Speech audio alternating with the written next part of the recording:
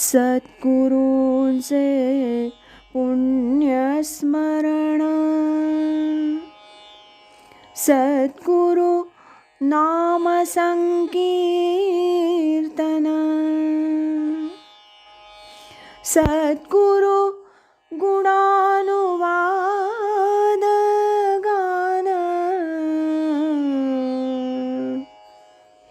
श्रवण मनन सद्गुरूंचे,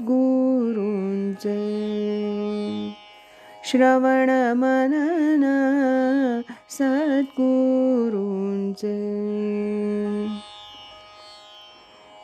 आज ऐकूया स्वामी स्वरूपानंद एक अलौकिक राजयोगी या ग्रंथातील प्रकरण 6 भावभक्तीची भावुक गाथा याचा भाग 7. स्वामींनी दिलेल्या अशा तऱ्हेच्या प्रचितीमुळं स्वामींचं दर्शन घेण्याची माझी ओढ पत्नी निधनानंतर विशेष वाढली होती. पत्नी विरहित संसाराला सुरुवात करण्यापूर्वी मुलाबाळांना घेऊन पुन्हा पावसला जावं आणि स्वामींचे आशीर्वाद घ्यावे असं माझ्या मनात सारखं येऊ लागलं. पावसला स्वामींकडे जायला लागल्यापासून गुरुपौर्णिमेनंतर दरवर्षी अनंत चतुर्दशीस मी पावसला जात असे. 1962 ते 1973 ह्या काळात माझी फक्त एकच अनंत चतुर्दशी चुकली होती. त्या चुकलेल्या वर्षीसुद्धा अनंत चतुर्दशीची म्हणून माझी अशी जास्वंदीची 2 फुलं माझे मित्र श्रीयुत मधुभाऊ पटवर्धन यांनी आठवणीनं स्वामींना अर्पण केलीच होती. ह्याच वर्षी अनंत चतुर्दशीला श्रीयुत मधुभाऊ पटवर्धन यांना स्वामींनी एक अलौकिक आणि अद्वितीय असं दर्शन दिलं होतं. आज अनंत चतुर्दशी असं श्रीयुत मधुभाऊ पटवर्धन स्वामींच्या खोलीत दर्शन घेताना फक्त बोलले मात्र. अनंत अनंत अनंत असं म्हणतच रामकृष्ण परमहंसांप्रमाणे यांच्या समोरच स्वामीजी भावसमाधीत असे गेले. समाधी अवस्थेतील स्वामीजींच्या त्या दर्शनाचं वर्णन मधुभाऊ आजही अधूनमधून माझ्याजवळ मोठ्या भावभक्तीनं करतात. ते सांगतात, भट, अनंत अनंत असं म्हणत स्वामीजी त्या दिवशी भावसमाधीत गेले. गुलाबाच्या आरक्त रंगाप्रमाणे त्यांची कांती मला दिसू लागली. तेजःपुंज असं त्यांचं समाधी अवस्थेतलं ते प्रकाशमय आणि अनंतासारखं दर्शन दिव्य अनन्य असंच होतं. अशा या पार्श्वभूमीवर 11 सप्टेंबर 1973 रोजी अनंत चतुर्दशी दिवशी पावसला असायचं असं मी ठरवलं.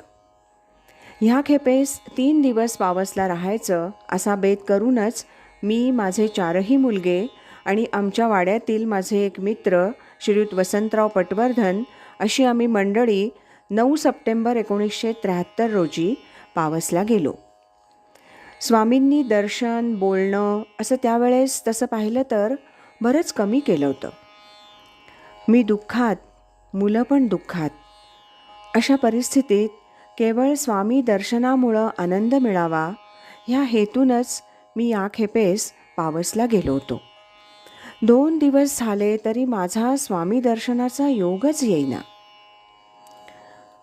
11 सप्टेंबरला अनंत चतुर्दशी होती.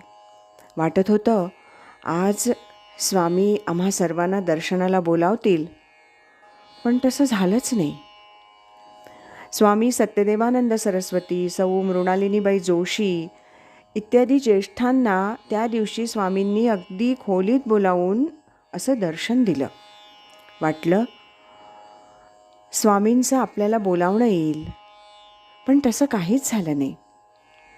मन एखाद्या वेळेला कसं अगदी क्षुद्र विचार करतं, क्षुद्र बनतं. यावयास नको होता, पण त्यावेळी मनात विचार आला. वाटलं स्वामींच्या लेखी आमच्यासारख्या छोट्या भक्तांना आता स्थान नसावं किंवा आमची पुण्याई संपली असावी. रात्री आश्रमात भोजन वगैरे केलं आणि नंतर मुलांना म्हटलं, चला ह्या खेपेस उद्या सकाळी स्वामींचं खोलीबाहेरनं असं दर्शन घेऊया आणि पुण्याला जायला निघूया. माझ्या मनात उठलेले क्षुद्र विचार आणि त्यानंतर मुलांशी पुण्यास जावयाची केलेली माझी ती भाषा स्वामींनी आपल्या अलौकिक योगशक्तीनं खोलीतूनच हेरली असावी. झालं. अनंत चतुर्दशीच्या दिवशी रात्री 9:30 पावणे 10च्या सुमारास विजय देसाई आश्रमात माझ्याकडे आला. मला म्हणाला, भट, उद्या सकाळी तुम्हाला आणि तुमच्या मुलांना स्वामी दर्शनाला बोलावणार आहेत. मुलं स्वामींच्या पलंगाजवळ गेली तरी चालतील. तुमची फुलं स्वामी स्वतः घेणार आहेत, वगैरे वगैरे. विजय देसाईंकडून स्वामींचा असा हा निरोप ऐकला मात्र आणि स्वामी मी चुकलो, मला क्षमा करा असं म्हणतच मी माझ्या 2 मुस्कटात मारून घेतल्या. विजय देसाई माझ्याकडे आश्चर्याने पाहायला लागला. मी त्याला म्हटलं, हे तुला समजणार नाही, काही चूक झाली म्हणून शासन करून घेतो. दुसऱ्या दिवशी सकाळी मी आणि माझे 4ही मुलगे दर्शनासाठी म्हणून स्वामींच्या खोलीबाहेर असे उभे राहिलो. प्रथम आळीपाळीनं मुलं स्वामींचं दर्शन घेऊन खोली बाहेर आली. नंतर माझ्या नेहमीच्या प्रथेप्रमाणे हातात 2 जास्वंदीची फुलं घेऊन मी स्वामींच्या खोलीत दर्शनास म्हणून गेलो. स्वामी पलंगावर पहुडलेले असेच होते. त्यांनी मला पलंगाजवळ बोलावलं. मी त्यांच्या अगदी जवळ गेल्यावरच हळुवार अशा शब्दात ते बोलू लागले. मला म्हणाले, बरं नव्हतं म्हणून काल बोलावलं नाही. तुमची अनंत चतुर्दशी आज. स्वामींनी उच्चारलेले असे हे प्रेमाचे शब्द ऐकून माझे नेत्र अश्रूंनी भरून आले.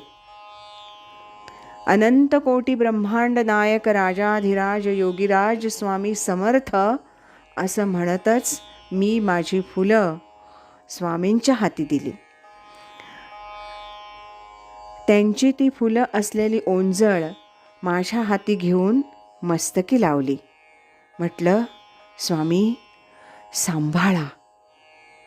माझी क्रिया संपते न संपते तोच अगदी मृदू आवाजात स्वामी मला म्हणाले, आता हे शेवटलं.